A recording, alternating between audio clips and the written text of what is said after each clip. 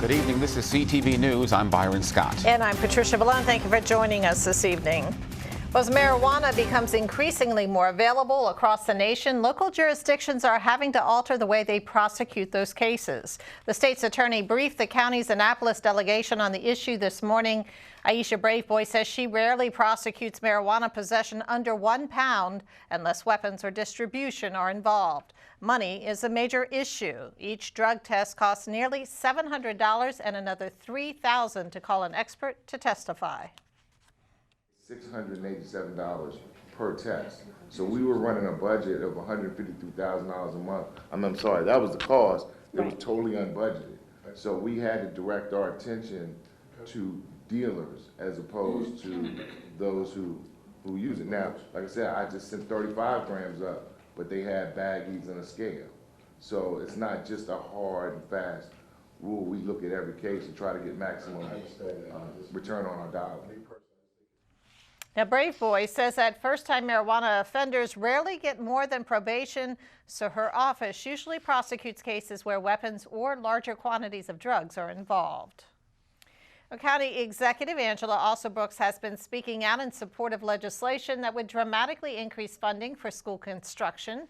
The Build to Learn Act would help decrease a backlog of projects totaling $5 billion. But the president of the Prince George's Teachers Union tells CTV News the plan for 18 new schools may not be enough to get rid of temporary classrooms in the county.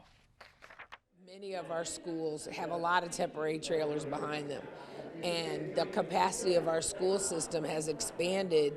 However, the buildings haven't expanded. So we've got to just make sure that those temporary trailers, that's one of our priorities to get rid of.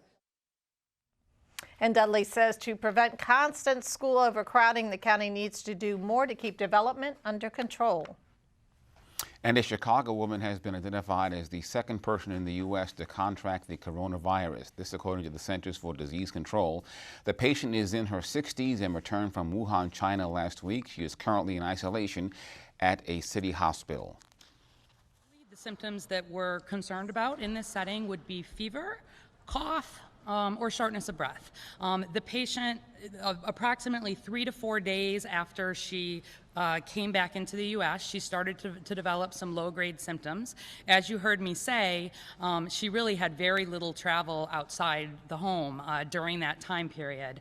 And she called ahead and did seek care about 3 to 4 days after that.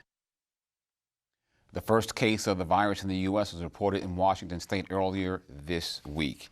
Well, day 4 of the Trump impeachment trial underway as Democrats focusing on the obstruction of Congress charges against the president. This is the final day of opening arguments in the trial. After House managers wrap up their case, the president's lawyers will get their chance to present their defense. Meantime, a new Washington Post poll indicates 2/3 of Americans want the Senate to call new witnesses. No president has ever used his office to compel a foreign nation to help him cheat in our elections. Prior presidents would be shocked to the core by such conduct, and rightly so. Now, because President Trump has largely failed to convince the country that his conduct was remotely acceptable, he has adopted a fallback position. He argues that even if we disapprove of his misconduct, we cannot remove him for it. Frankly, that argument is itself terrifying. The Senate will make an early exit on Saturday, members agreeing to start at 10 a.m. and adjourn around lunch to give lawmakers one day at home. The area's new hospital is on track to open in April 2021, according to the University of Maryland Capital Region Medical Center. UMMS executives gave an update to the Prince George's Annapolis delegation this morning. One of the topics discussed was how to decrease long wait times, especially in the emergency room. Our trauma care will be conducted on a completely different floor than the emergency department today, so that we won't have the type of congestion that we experience in Cheverly today, as an example.